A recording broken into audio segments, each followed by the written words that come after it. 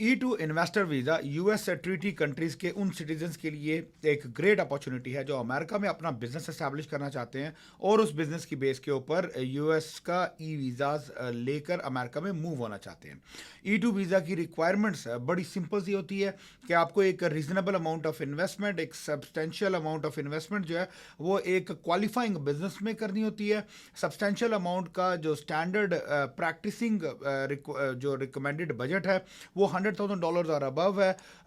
और इतनी अमाउंट की इन्वेस्टमेंट आप किसी भी एक रिटेल सर्विसेज, ऑनलाइन फ्रेंचाइज या एग्जिस्टिंग या न्यू बिजनेस में करके आप उसकी बेस के ऊपर E2 वीज़ा ले सकते हो। E2 वीज़ा का जो बेनिफिट है वो ये होता है कि आप अपनी हस्बैंड, वाइफ यानी स्पाउस जो है और आपके kids below 21 years of age के साथ अमेरिका में मूव हो जाते हो। अच्छा, अब E2 में जो सबसे बड़ा चैलेंज होता है वो ये होता है कि who should be the main applicant basically, क्योंकि जो स्पाउस होता है एक मेन एप्लीकेंट है जिसकी बेस के ऊपर E2 अप्लाई किया जा रहा है, एक उसका स्पाउस है। यानी अगर हस्बैंड मेन एप्लीकेंट है तो उसकी वाइफ जो है, जो उसकी स्पाउस है, उसको वर्क ऑथराइजेशन मिलता है जो कि ओपन वर्क परमिट होता है अमेरिका में। जिसका मतलब यह है कि spouse of the main E2 applicant, उनके पास वर्क ऑथराइजेशन होता है, वो अमेरिका में कोई भी जॉब, कोई बिजनेस या कुछ भी करना चाहें तो वो कर सकते हैं या कर सकती हैं। तो one of the major concern जो इंटरनेशनल इन्वेस्टर्स का रहता है कि between husband and a wife who should be the main applicant of the E2 application और E2 वीज़ा। तो आज इस वीडियो में मैं डिटेल के साथ एक्सप्लेन करूंगा कि what should be your preliminary criterias, जिसकी बेस पे आप ये डिसाइड करेंगे कि from the couple who should become the main applicant and who should become the spouse, ताकि उनको वर्क ऑथराइजेशन मिल जाए। So stay tuned. अस्सलाम वालेकुम, my name is Rahil Shaikh. I am a business consultant based in Virginia, USA. मेरी firm startup business bureau में we provide consulting and management services to international investors and entrepreneurs जो America में अपना business establish करना चाहते हैं और उस बिजनेस की बेस के ऊपर अमेरिका में मूव होना चाहते हैं। E2 वीज़ा एक ऐसी अच्छी अपॉर्चुनिटी है उन इन्वेस्टर्स के लिए, उन इंटरनेशनल इन्वेस्टर्स के लिए जो कि किसी भी क्वालिफाइंग बिजनेस में एक सब्सटेंशियल अमाउंट ऑफ इन्वेस्टमेंट करें और उसकी बेस पे अमेरिका में मूव हो जाए। अब E2 वीज़ा का जो सबसे बड़ा बेनिफिट है वो ये होता है कि आपके स्पाउस जो है उसको वर्क ऑथराइजेशन मिल जाता है। यानी E2 के ऊपर आपके पास ये लिमिटेशन होती है कि E2 एप्लीकेंट अपने एग्जिस्टिंग बिजनेस जो कि E2 बिजनेस है सिर्फ उसमें काम कर सकता है, उसके अलावा किसी दूसरे में कोई काम, कोई बिजनेस, कोई जॉब कुछ भी नहीं कर सकते। जबकि E2 का जो स्पाउस है उनको ओपन वर्क ऑथराइजेशन होती है, वो जॉब कर सकते हैं या कर सकती हैं, वो बिजनेस कर सकते हैं, वो मल्टीपल बिजनेस कर सकते हैं, वो ऊबर चला सकते हैं, वो कोई भी जो है वो private, government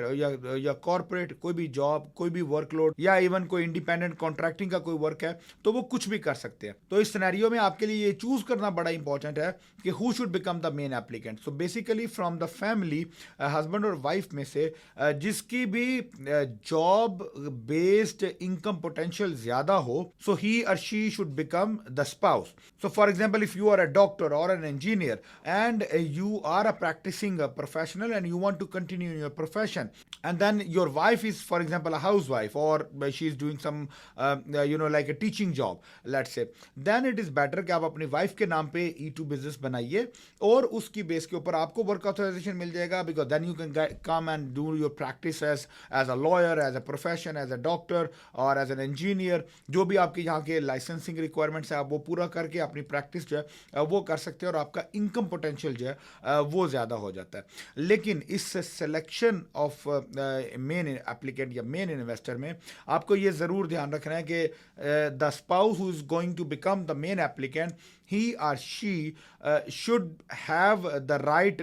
opportunities and capabilities to run and operate and manage the business। मतलब ये है कि E2 की one of the requirement होती है कि जो इन्वेस्टर है he should have the capabilities to manage the business। यानी capabilities होने का ये मतलब नहीं है कि experience होना चाहिए, not necessarily। आप fresh investor या first time investor, first time entrepreneur भी हो सकते हो, but अगर for example अगर आपकी वाइफ एक हाउस वाइफ है and she is educated or even uneducated but she is reluctant, वो कॉन्फिडेंट नहीं है, वो इंटरव्यू को फेस नहीं कर सकते, वो बिजनेस के बारे में बहुत ज़्यादा नॉलेज नहीं है, उनको बिजनेस की को प्रैक्टिकल इम्प्लीमेंटेशंस नहीं आती हैं, बिजनेस मैनेजमेंट करने से स्केयर है, या उनको एक्सपीरियंस नहीं है, या उनको करने में हेजिटेशन आती है, then she should not become the main applicant, because the chances of rejection of E2 will become more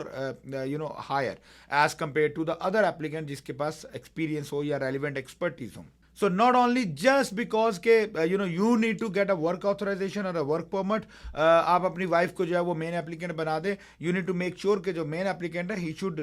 be able to meet the requirements and qualification criteria for E2 visa. और work authorisation का जो आपको सबसे बड़ा benefit मिलता है वो of course एक तो आपकी जो नेचुरल हाउस होल्ड इनकम है वो तो बढ़ ही जाती है, क्योंकि जिसका इनकम पोटेंशियल है वो डिपेंडेंट है, वो उसके पास वर्क ऑथराइजेशन है, वो कोई भी जॉब या बिजनेस कर सकता है, तो आपकी हाउस होल्ड इनकम जो है वो इंक्रीज हो जाती है, जिससे आप अपने day to day expenses meet कर सकते हैं. But other than the financial benefits, one of the biggest benefit is कि if you find a job जो कि there is a relevant industry, relevant field, and your current employer is ready to sponsor you for the green card, तो आप अपने green card के options के लिए work permits के थ्रू, EB3 के थ्रू, या किसी और वीज़ा प्रोग्राम के थ्रू आप अपने एम्प्लॉयर्स के थ्रू ग्रीन कार्ड का ऑप्शन जो है वो भी परस्यू कर सकते हो. So that's one of the very lucrative benefits of being an E2 spouse. So make sure that you choose